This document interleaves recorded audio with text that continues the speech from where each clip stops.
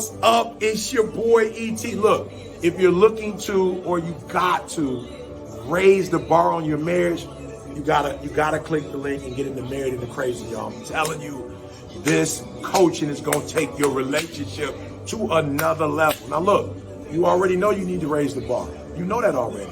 So stop thinking or overthinking. Click that link, and Marriage into Crazy is gonna take you and your spouse to marital bliss. Now you know. Click the button. Let's go.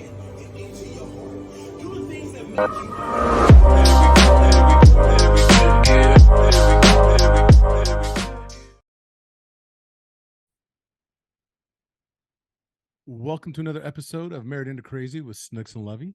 I'm Lovey. I'm Snooks. And we want to welcome everybody back to the podcast. For those of you that are new to the podcast, we are a married couple that have been together for over 27 years. Over 27 years, married for 26. How long would you say we were happily married? 3? No. I was like, it's a pop quiz. Wow, 3? Okay. I'm just playing. No, happily married, 22. 22. Okay, we were happy in the beginning, I was but about to say, I mean, that's kind of. So we go into all the different things that we've gone through in our marriage, a lot of different times. But most specifically, we had some trauma at the very beginning of our relationship. And so we take the trauma that we've overcome that resulted in somebody asking for a divorce 4 years into the marriage. So it's so funny how he says somebody, like there was a third person in our relationship. It was me, obviously. It was her. She asked for it. But here's the thing. We survived that through coaching, through counseling, through utilizing a bunch of different resources and tools. And that's just not things. Those were people as well. We employed a lot of that. We learned a lot. And over the course of the last 27 years we've been together, we've actually been helping individuals. We've been coaching individuals. So we started doing it professionally because people were pulling us into their living rooms to help out. And so now we have the podcast where we reach out across the world. We're in over 35 different countries, working with different individuals, sharing not just our experiences, but the experiences of many other people that we bring to you. So if you go back and look in the archives, you're going to see that there are a variety of other couples that have been on this podcast. There's been professional athletes. There's been Grammy award-winning artists and their respective spouses, and talking about the balance between career, what they're dealing with. We've had people on here that have lost children at a young age, young couples, and how they've actually dealt with that adversity. We've had elder statesmen, if you will, and stateswomen on here talking about the longevity of their relationships and sharing some of the nuggets there. And then occasionally we'll bring on other experts, right, in specific subject matter. There's been sex counselors, sex coaches. There's been a variety of licensed marriage family therapists. Since mental health. Yeah. Yep. There's been mental health. There's been doctors. There's been financial experts, a variety of different individuals, because it takes a village to make a marriage work. And it's our job, or at least we've taken it upon ourselves as our mission, to bring that village to you and help you build it out as well, and invite you to join our, what we call the Iron Tribe. Mm-hmm. I'm sorry. It just kind of tripped me out. I don't know why, but it's like, yeah, we've been married for 27 years. That's like a heck of a long time. So I feel like I remember when I was younger, when I hear people say how long they've been married. They've been married for over 20 years. They've been married for over however long. And I always think of old people. Right. I'm like, oh, but we're not old, you know. But it's funny that you say that, because I remember in my youth when you would meet somebody and they're like, oh, we've been married 30 years. And I would always think, you ain't happy. Why? Why? Because that's not what was modeled for me. That was not what was modeled for me. People that were generally married for a very long time seemed like there was a lot of turmoil and challenges. But just go out the bat, just be like, y'all ain't happy.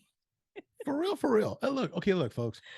God bless them. Love my parents. God bless each and every one of them, because they've both passed away. But my father had been married 4 times. My mother had been married 3 times. I didn't see a lot of happily married couples. I've happy individuals in their own right doing what they do, but As far as a marriage, a union coming together, didn't see it very often. I had one model.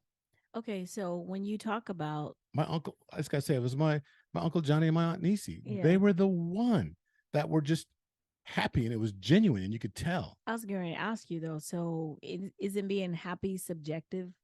I mean, because maybe they were happy or whatever, your parents, but their Mm, happiness just doesn't look like what you would describe as being happy. no, they weren't happy. No, they weren't They happy. were not happy. They were Okay. not happy. Not the, no, they were not happy. No, my father was probably at times that Mm-hmm. were fleeting, Mm-hmm. except for his wife when he passed. I think that they just really they understood each other, but maturity came into play, particularly for my father, and there because he was a player. He was like ladies' man. He was my dad was cool. Not later in life though. He wasn't doing all that. No. Oh, But I'm okay. just saying that. But there's a maturity that comes with age, with Mm-hmm. wisdom, right? Mm-hmm. And he was prepared finally. The ability to be a husband came to him later in life. So, do you feel like a lot of people, like you said, the ability to be a husband came later in life? Do you feel like that's the problem a lot of times? We put, what's that song, age ain't nothing but a number, and that's true, but because we have these standards or these things where what's quoted to us, oh, you should be married by the time you're 25, or by the time you should have your first kid by the time you're 30, or buy your house before your first house by the time you're a certain age. Mm. So we have these non-written, because they're not really written down, um milestones that we feel like we have to accomplish certain things by a certain age. Do you feel like, or should I say, have you witnessed that? You feel like you've witnessed that in with your parents, maybe, or with in life or whatever, with other people? Well, I think let's keep it all the way real. My parents got married when they were around 21 years of age because, guess what? They were having a baby. I mean, there are pictures of my Mm-hmm. mom, in her little, veil, and there's a bump. Little Ernie was at the wedding, but I think they got married young when they shouldn't have. But I think that times have changed. You got to remember that Mm-hmm. was in the 1960s, Mm-hmm. right? When my parents got married. Mm-hmm.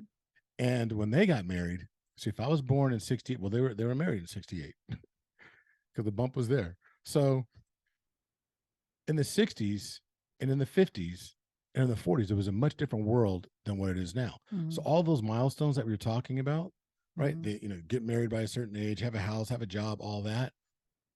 People, for the most part, I think the world at large was more mature from the standpoint of getting a career, moving on, having responsibilities You talking about back then? back then. Because you had, look at the situations. You had Vietnam, well, you Mm-hmm. had the Korean War, then you had Vietnam. There were very serious times. You had Mm-hmm. Watergate, you had national turmoil, you had the Cold War with Russia. There were so many different things that were pulling people in different ways. You had the civil rights movement, you had all these different things that were happening. So people were forced to be, maybe mature is not the right word, but they had to grow up quickly. Mm-hmm. They had to be more serious than they are now. Absolutely. Because now you've had the advent of technology, the information age, all these different things have taken place where convenience is everywhere, to where now we're in a global economy where you don't even got to leave your house to make millions of dollars. And because of that, the old adage of, oh, you got to get married by a certain time. People are like, hey, I don't need to. I can do this later in life. You find career women that are having babies in their 40s. Mm-hmm.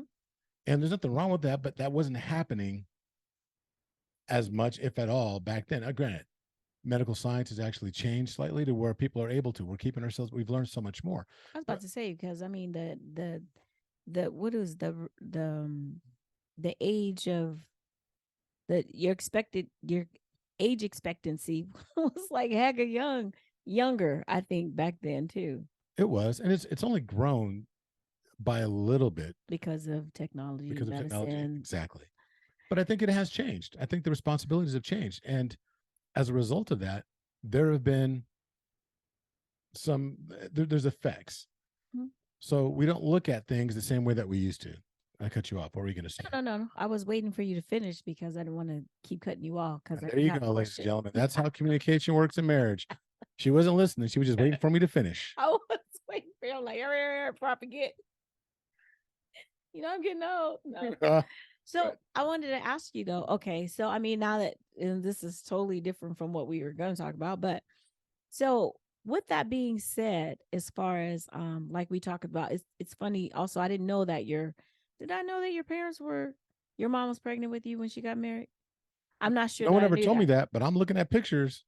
So funny Skinny lady, big bump. because my mom and dad got married right after her 20th birthday, and she was pregnant with me. So they got married February like 20th or something like that, close to Valentine's Day. And I was born in April. So I was like, I said, "Oh mom, you look so cute, what are you where were you? What are you guys doing?" And she said, "That was my wedding day." I was like, she was all dry when she said it. I said, "That was your wedding day?" And she's like, "Yeah." She goes, I'm me and your dad got married that day."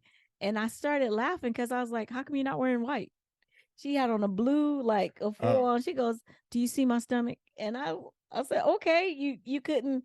She's like, "Well, back then, if you couldn't wear white per se because you weren't pure or whatever." So As if everybody that wore white was pure. exactly. So, but I have a question. So we know that, during the times that we live in right now, we talk about marriages ending like 50%, a high percentage. Mhm. Maybe it might be a little bit under 50%. Why are you laughing? I'm laughing because of that one comedian. There's an Asian comedian that's all over social media, and he said this thing that had me dying. I just now The think one of with the glasses? yeah. And he says, I saw statistics where he's like, they talk about marriage, and he goes, and did you know that 50% of all marriages actually last? Because you're stuck in there. 50% of people are stuck with their spouse. That's funny. That had me dying. Anyway, sorry. Go ahead. Then you made me lose it. No, I'm just kidding. I'm playing. But so, oh my God, I did kind of He said 50%. 50%. Okay, nowadays 50% of marriages, or a little bit under 50% of marriages, first marriages specifically, end in divorce. Mm-hmm. Okay. Nowadays where they're not so set on, I have to get married, I have choices, I could do whatever that I want to do. I can decide when's the right time for me. I don't have to get married because I have a baby or, I got somebody pregnant. So why do you think that happens? It's like that then, because just thinking back to what you said about your dad, how it's like he's more prepared now because of it's like he was able to grow into being prepared, as opposed to back then it was like, "Oh, she pregnant, we just got to do it." So why do you think, you understand what I'm trying Ask to your ask you? question again. For real? You threw like 5 Y's in there, and I'm like, I cannot with you right now. Why do you think the divorce rates are so high nowadays? Even though people have the flexibility, they have their they have the ability to make their self-determined when they're ready. It's not like, oh, is the stigma so why is like it was. So why do you think that is the rates are higher than they were back then? there's been a culture shift. So the culture of America has been based on Judeo Christianity, right? Judeo Christianity, and there's been a lot of premise set on you get married, you stay married, even if you're not happy. So as the culture has progressed, and we've become this microwave culture where I want my food in 30 seconds. I can pop it in this box, hit a button, and get it. Or I can go through a drive-through. Or I can, even worse yet, now it's like, oh, I don't even feel like leaving the house. Let me get it Uber. I'll Uber it so that way they can actually come. Uber Eats. They'll bring it. Or DoorDash or what have you. We want things so fast. We get everything that we want. And if we don't like it, we'll toss it. So same thing when it comes to our relationships, that we've been conditioned as a culture. I'm not saying everyone, but across a wide swath of individuals, not just in the United States now, because this is happening. Well, let's just talk about the US, that we think we can throw away. Well, if this isn't working out, it's too much work. I don't feel like dealing with it. Let me go get another one. And that same culture of throwing the food away, throwing the clothes away, throwing whatever, because I can go get another one, it creates this mindset that I can do the same thing with human capital. I can do the exact same thing with my spouse. This ain't working out. Love shouldn't be this hard. Nope, I don't like it. Let me get another one. And I think that's why that percentage remains, and it's still that high. Because don't forget, second marriages, and it's pervasive. So first marriages are at 50%. If you're going into a second marriage, it jumps up to something like 63% of marriages actually fail in divorce. Well, let me not say fail in divorce. They end up in divorce, because not everybody's supposed to be married. Let's just keep it real. But 63% actually end up in divorce if it's your second marriage. If it's your third marriage, the number goes up into the low 70 percentile. Mm-hmm. So just because it's okay, third time's a charm, not necessarily. Not at a 70%, percentile. So third time's a charm, or 3 strikes you're out.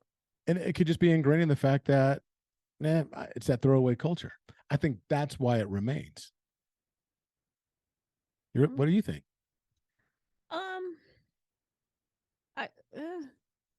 I don't know. I feel like people, kind of like you said, they don't have to stay anymore. Before, it was there was a stigma behind being divorced, or your husband leaving, whatever it is. Nowadays, a lot of times, we don't have to stay. Oh. I feel like too, and I know not all men were abusive back in the day, but there was that abuse factor: physical, mental, emotional, financial, emotion. I said emotion already, but women had to stay, because where did you have to go? You left your parents' house, and back then you left your parents' house and you went straight to your husband's house, or with your husband's family, or whatever. You became a wife, and then a mother. And if you didn't have, you almost say you didn't have anywhere to go, you had to stay where you were. Right. So if you hear our grandson in the background screaming, it's because he's turning into the demon spawn right now. So hopefully you guys can't hear that. But I've called your attention to something. Go ahead. Keep it moving. I'm sorry. It is what it is. Yeah. What was I gonna say? I have no idea, because the demon spawn has ruined everything. But keep it moving. No, you were saying that people could actually, so women could go out and do other things. They don't have to stay at home. Freedom to be able to do. We don't have to stay and take it. And not only do we, even if I don't have anywhere to go per se, I have somewhere to go, because now you're talking about shelters. They have women's shelters or whatever. We have the ability to press charges, when that probably wasn't a thing. I don't know when domestic violence became a crime or whatever. But look, but there's a perception that things have changed, but how much have they really changed? So today, what do you mean, how much Dr. Trump, today, Donald Trump, I said doctor, he ain't no dang doctor, but Donald Trump was found guilty today in a civil court for sexual, I think it was like sexual abuse or sexual assault or something like that, and defamation. Mm-hmm. So he lost $5 million in a civil suit. It took years, decades, for this to actually be prosecuted. Right. I get that. I mean, there is a long way to go. I'm talking about specifically relationships, us. Like if we were married back in the day and you was beating on me, I stayed and I took it because where else was I going to go, especially if I didn't have a job or any way to support myself. What about my children? A lot of women stayed because of that, not because it was some love dedication to their husbands. Right. They stayed because they had nowhere to go. And what was modeled for them, and I'm generalizing again, what was modeled for them was probably that same type of behavior. Well, it is just what men do. Just think about the movie the Color Purple. Remember how Mr. used to beat on Celie, and when Harpo asked Celie what he could do to basically control Sophia, Celie said beat her because that's what she got. That's Right. and so but Sophia was like, oh, So when she went out there and she was like, you told him to beat me, blah blah blah, whatever, and she left saying, you better bash Mister's head open and think about heaven later. That was not everyone loved Sophia. I loved Sophia, especially nowadays, because we were like, that's right, Lord forgive me, but you finna call your son home. You know what I'm saying? But a lot of women have the attitude, the Sealy attitude, basically, because that is what they were getting. Grin and bear it. Yeah, and even if you wasn't grinning, you was gonna bear it. Because what could you do? What was your other recourse? I mean, Talking into the microphone. I'm talking in America. No, but you know it's funny. No, it's not I funny. need to see your face when we talking about this. But you see, okay, look, for those of you that are watching YouTube and actually seeing this, you saw as she started talking about Color Purple, she started slowly squaring up. She was slowly squaring up like she was going to take a swing. She was like, because if I need to come up out this chair, I'm going to come up out this chair, and we're gonna get down like we. Watch the video. Whatever. Watch the Anyway, video. She turned slowly. I Like did turn. I did say I need to see your face. she was a lioness about the I need you to be pounce. looking remorseful. Man, that movie done messed it up for everybody. No, but you're right. The word changes, but there was a culture shift, right? The thing about cinema and music, whether you agree or disagree with what is being said or what is being shown or acted out, more times than not, if it's a period piece, it's at least depicting the times. Mm-hmm. It's capturing, even if it's somewhat fictionalized, it's capturing to a certain extent the mindset of that period and what some people are going through. Not everybody. Mm-hmm. Not everyone. No movie speaks for everyone. No song speaks for everyone, but it captured that. And so what this is actually showing us is that there's a variety of ways that a person can be married. So we came in here with notes and all kinds of stuff about what we're going to talk about. And this just took a left turn and went in this direction. But one thing that we really truly need to consider is that there is no marriage that is absolutely the same as the one that's next door, mm-hmm. or the one that was modeled for us. That's true. And we have to find our own way of actually living it out the best that we can for our universe. Mm-hmm. People forget that we're supposed to be, couple centric. We're supposed to, you and I, the moment we said I do, we became, a Cason-centric universe, meaning that we were now at the center of the universe, us and God, mm-hmm. actually God and us. Let's get it right. And everything revolved around us. Should have. The reason why you asked for a divorce in year 4 is because we were not truly a Cason-centric universe.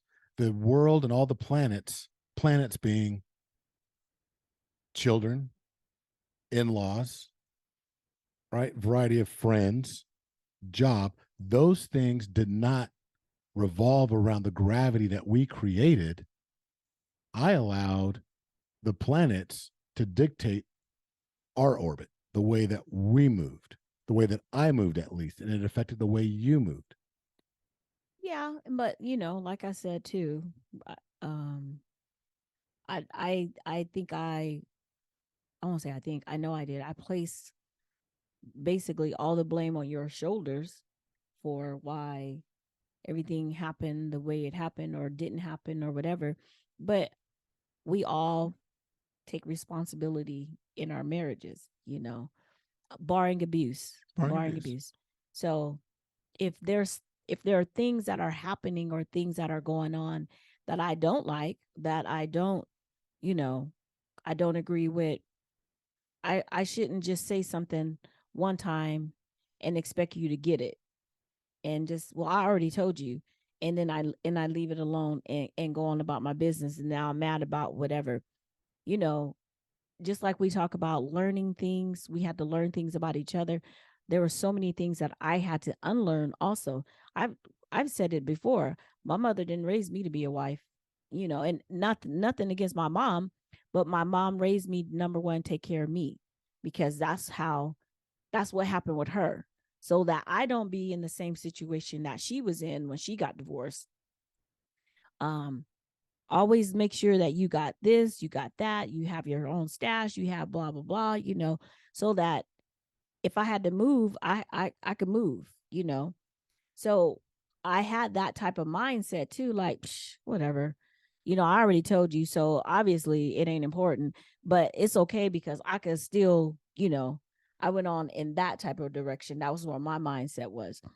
It wasn't like, okay, wait, we need to sit down and we need to talk about it. We got to work it out. I didn't think about it like that. I felt like I said it. Maybe I said it twice. I don't know. And you should have got it. But You nothing. said it once. I said it more than one time. I only listened once. That's your problem. I'm just being honest. No, but even if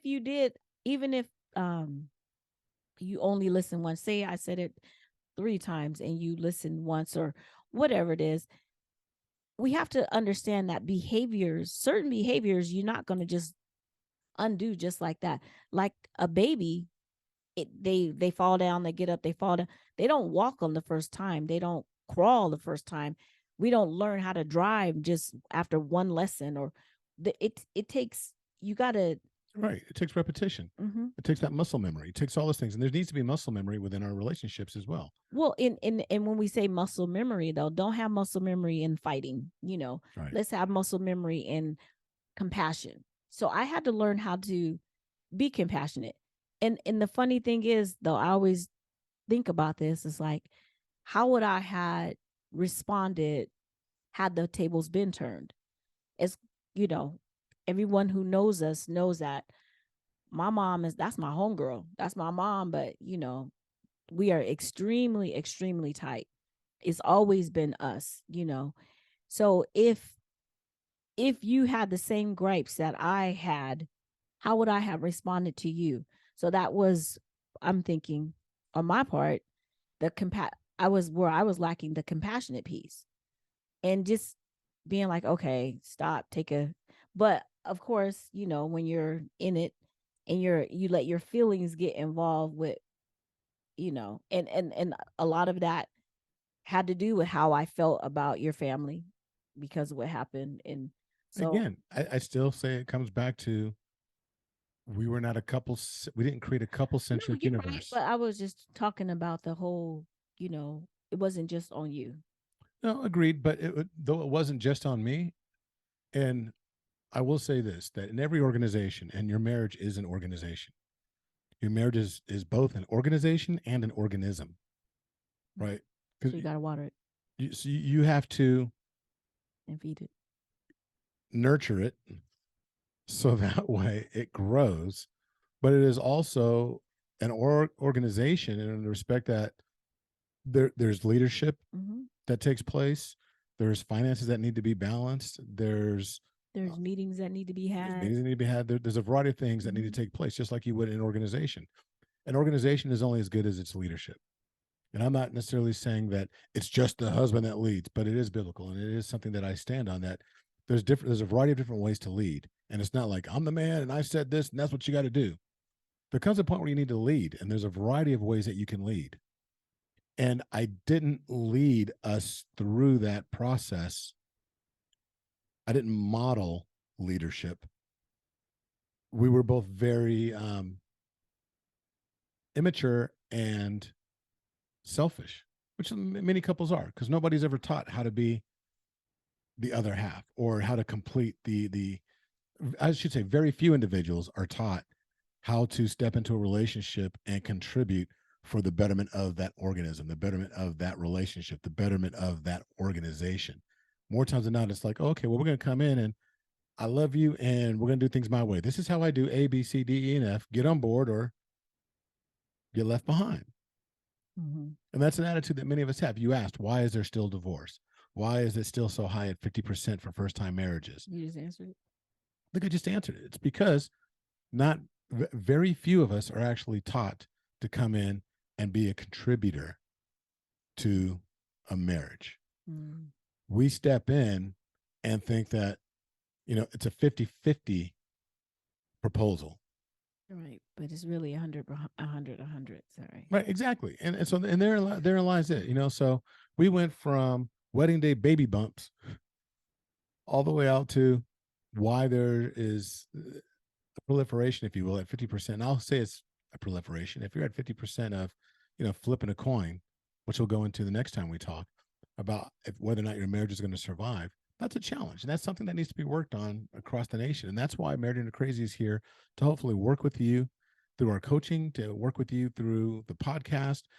There's an online thing that we have a course called Raise the Bar, raising the bar in your marriage. We should all want to raise the bar within our marriages.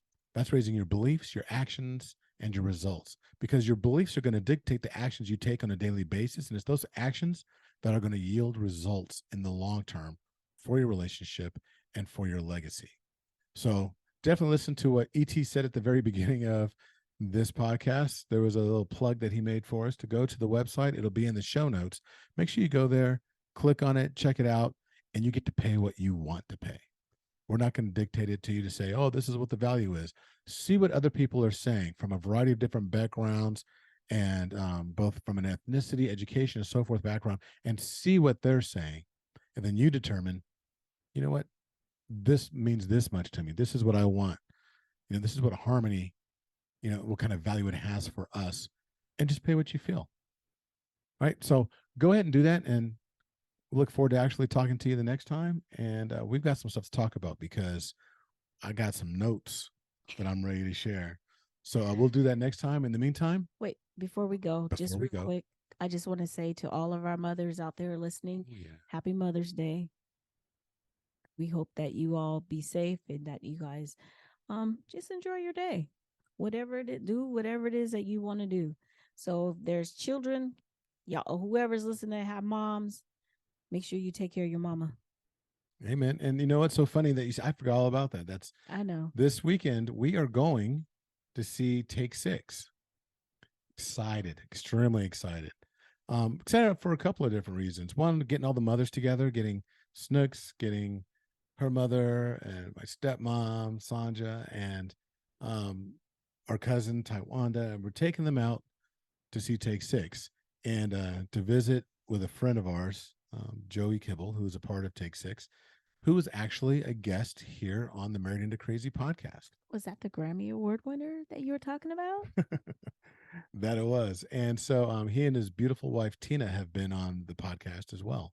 So that's a great episode. I'll put that in the show notes as well, in case you want to go take a listen to the interview that we did with Joey and Tina Kibble. That'll be in the show notes. Right. Can I say bye now? Until the next time.